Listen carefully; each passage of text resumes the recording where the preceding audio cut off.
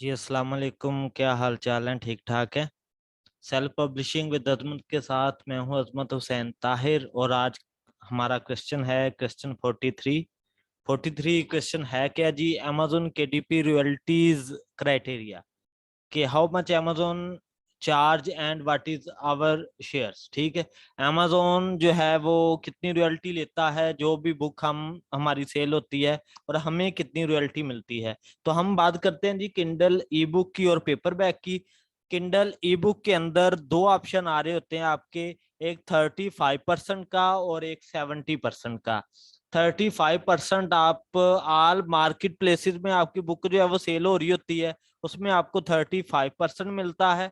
और जो आपका 70% है वो चंद महदूद मार्केट्स हैं उसमें सेल के लिए आप 70% जो है वो आपको मिलता है अगर 70% पे क्लिक करते हो तो।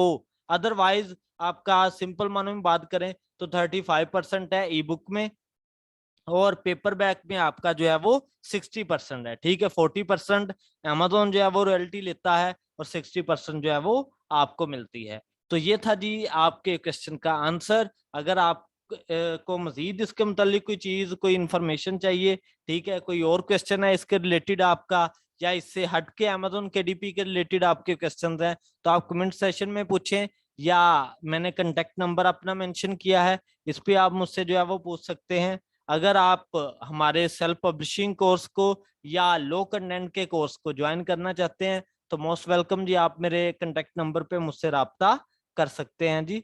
जजाकल्ला।